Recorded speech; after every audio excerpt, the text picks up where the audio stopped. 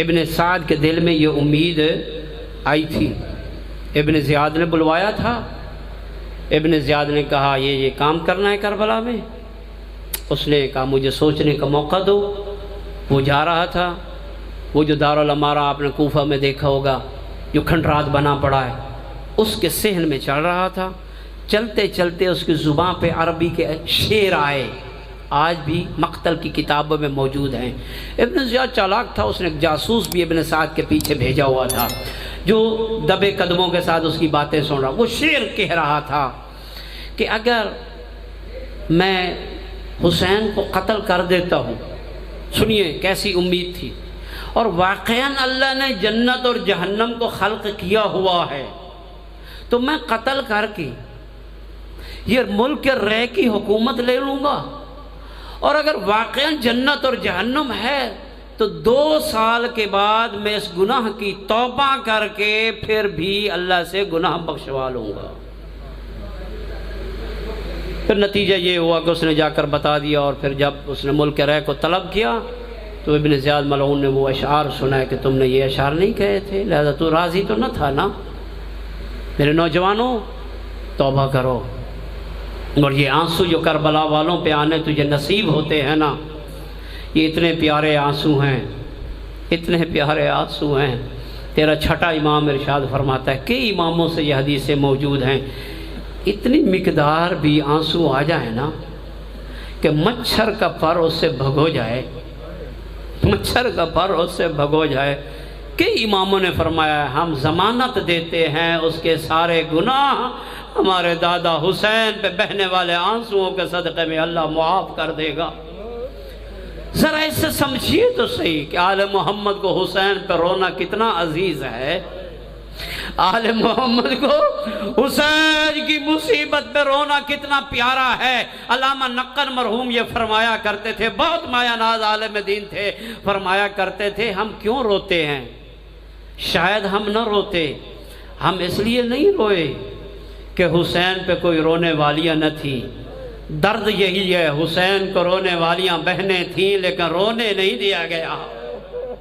اجرکم اللہ، کائنات میں کوئی ایسی بہن دکھاؤ اس کے بھائی کا لاشا پتھروں کے ڈھیر میں پڑا ہو، تلوار ٹوٹی ہوئی ہو اس کے جسم پہ، اور وہاں سے ایسے گزاری جائے جیسے اس کا لگتا ہی کچھ نہ ہو۔ اجرکم اللہ۔ اور زینب عالیہ کو جب گزارا گیا، بے پلان اونٹوں پہ پتہ نہیں زینب کیسے بیٹھی، تاریخ میں ملتا ہے سارے بچوں کو زینب نے سوار کروایا، اس لیے کہ اب عباس نہ تھا، اکبر نہ تھا، قاسم نہ تھا، آقا حسین نہ تھے، سوار کروانے والے نہ تھے، زینب ہی تھی جو سب کی تسلی دینے والی تھی۔ سارے بچوں کو سوار کروایا، بیویوں کو سوار کروایا، اب رہ گیا سجاد، اب رہ گیا آقا سجاد، اور رہ گئی جناب فضہ اور زینب عالیہ۔ زینب عالیہ کو فضہ نے کہا آقا زادی میں آپ کو سوار کرواتی ہوں، بی بی نے کہا فضہ نہیں میں تجھے سوار کرواتی ہوں، فضہ کو بھی بی بی نے سوار کروایا۔ پھر اس کے بعد رہ گئے بی بی زینب عالیہ اور محمد باقر کا باپ آقا سجاد، اور کربلا کا مریض کربلا رہ گیا۔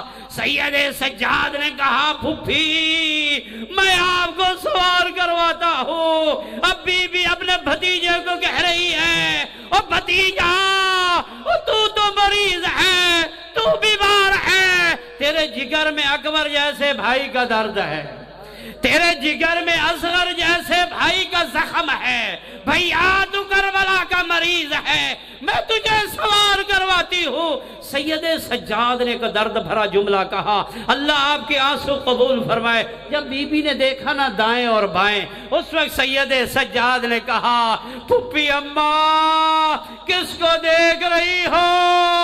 عباس مارا گیا، اکبر مارا گیا، یہ 28 رجب نہیں ہے، یہ مدینہ نہیں ہے جہاں اکبر آگے بڑھ رہا تھا، عباس آگے بڑھ رہا تھا، قاسم نالین ٹھیک کر رہے تھے۔ پھپھی اماں میں تجھے سوار کرواتا ہوں۔ عزادارو پھر کیا مرحلہ آیا جیسے ہوا بی بی سوار ہو گئی بے پلان اونٹ۔ ذرا تصور کیجئے بے پلان اونٹوں پہ ایک عصمت بھری بی بی کا سوار ہونا۔ یہ اونٹ جا رہے تھے، ظالموں نے طے کیا، ظالموں نے طے کیا، ان کے دل ابھی تک نہیں بھرے تھے، اور بیویوں کو ستا لگائے کہ ابھی تک ان کے دل میں درد اتنا نہیں آیا تھا۔ کہنے لگے ان کو وہاں سے گزارو جہاں ان کے اپنوں کے لاشیں پڑے ہیں۔ اجرکم اللہ، اجرکم اللہ۔ آج کوئی تصویر آئے نہ کسی کی، اس کے عزیز کی، اللہ نہ کرے وہ کہتی ہے میں اس کی فوٹو نہیں دیکھ سکتی، اور مجھے یہ اس کی تصویر نہ دکھاؤ، میں اس کی بہن ہوں مر جاؤں گی، میں اس کی ماں ہوں مر جاؤں گی۔ اللہ جانے رباب کیسے گزری، اللہ جانے زینب عالیہ کیسے گزری۔ گزارا گیا ان بیویوں کو وہاں سے جہاں پہ کسی کے بیٹے کا لاشا تڑپ رہا تھا، جہاں پہ کسی کے بھائی کا لاشا زمین پہ پڑا تھا، اور جہاں پہ کسی کے سر کا تاج کا لاشا پڑا تھا۔ بس گزرتی گئی یہ بیویاں، لیکن شریکت الحسین بہن نے یہ لقب جو پانا تھا، شریکت الحسین زینب جیسے پتھروں کے ڈھیر کے پاس سے گزری، ادھر تھا حسین کا لاشا، علی کی غیرت مند بیٹی بے پلان اونٹ سے اللہ جانے کیسے گرایا، سر ننگا تھا، ہاتھ بندھے ہوئے تھے، گرا دیا ان پتھروں کے ڈھیر پر، اور جہاں حسین میں گورو کفن پڑا تھا گر گئی علی کی بیٹی، ہاتھ تو بندھے ہوئے تھے۔ علماء کی قلم بند ہے، آگے وہ نہیں لکھتے ہیں، بس یہی سوال کرتے ہیں پتہ نہیں علی کی بیٹی نے حسین کے لاشا سے پتھر ہٹائے تو کیسے ہٹائے، اجرکم اللہ، پتہ نہیں زینب نے وہ پتھر اٹھائے تو کیسے ہٹائے۔ فقط پتھر تو نہ تھے نا، ٹوٹے ہوئے نیزے بھی تھے، نیزے کی انیاں بھی تھیں، تلواریں بھی ٹوٹی ہوئی پڑی تھی، اور یہ بھی تو سن رکھا ہے نا کہ کربلا کی تپتی ریت بھی حسین کے زخموں پہ پھینکی گئی۔ وہ ایک ڈھیر تھا، اس کے ڈھیر کے نیچے حسین، اور سر دھڑ سے جدا، رگوں سے خون بہ رہا تھا۔ بی بی نے پتھر ہٹائے، ہٹا کے کوئی بات بھی کہی یا نہ کہی، بیوی نے درد بھرا ایک جملہ کہا، بہن آئی ہے، خوشبو سونگھ لیتی ہے بھائی کی، پتہ چل جاتا ہے یہ میرے بھائی کا لاشا ہے، لیکن اس وقت پتہ نہیں لاشے کی حالت کیا تھی۔ زینب نے پوچھا انت اخی الحسین، اور میرا حسین تو ہے، انت ابن فاطمہ البتول، اور مازہرہ کا جایا حسین تو ہے۔ الا لعنت اللہ علی القوم الظالمین وسیعلم